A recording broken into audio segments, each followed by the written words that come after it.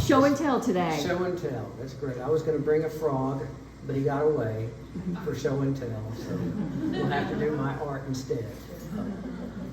Here's a couple of pieces of mine that both of them are a little bit different than each other. One's a black and white, and then we've got this one. Both of these remind me of the turn of the last century, 1890s to this I call Monet reimagined, and it just reminds me so much of the Impressionist era, and that's probably the era that I'm most fond of, whether it's painting or whether it's music. The Impressionists of that era and that area have always inspired me. The other one here just also reminds me of somewhere in Europe. Black and white, old photo, vintage style with someone that's determined, and even though it's raining, has got a mission and a goal, and he is moving onward through the deal.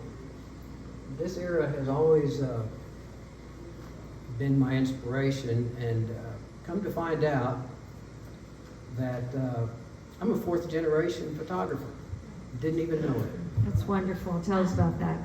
Well, okay, that's a good idea. I think I'll tell a story. My grandmother was born in England, and she was actually taken to Canada where her grandfather was. Grandfather loved her, so her uncle actually took her from England all the way to Canada, and that was probably about 1910, and she never was able to go back, and she had always wondered why and didn't know. Is that called kidnapping? Pretty much, it's called kidnapping. Because that's actually what happened. She was taken really basically with the promise of bringing her back. And then World War I breaks out and she couldn't, and she had lived her whole life thinking that her parents just gave up on her, which actually wasn't true. She found out when she was about 70 years old that none of that story was true. Oh gosh.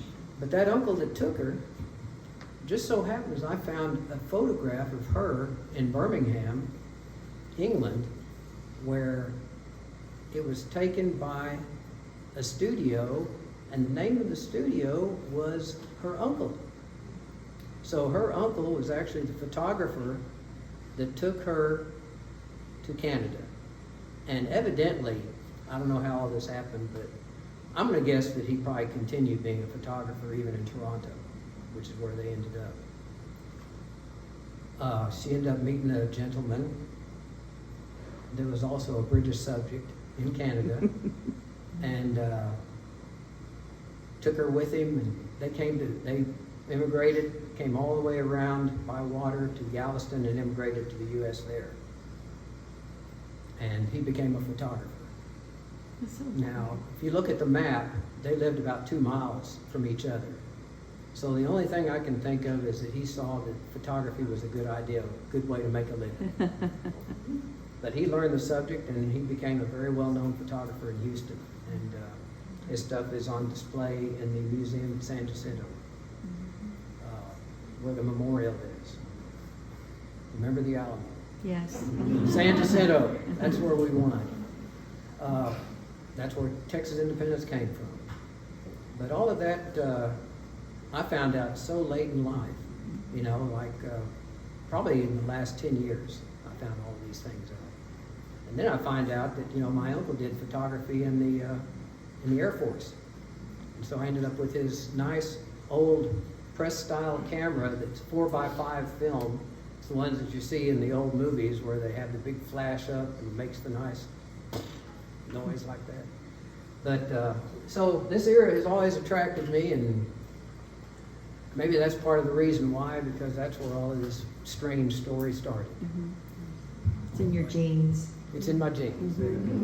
Would you like to show the sunset over here real quick? Well, certainly.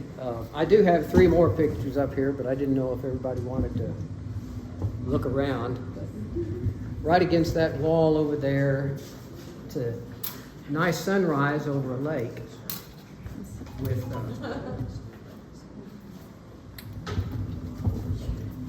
We're mobile. We can show anything. This is the fanciest show and tell you'll ever see. isn't it amazing? It's beautiful. I got a little reflection in the camera, but it's beautiful. No wires. It's like magic. It's magic.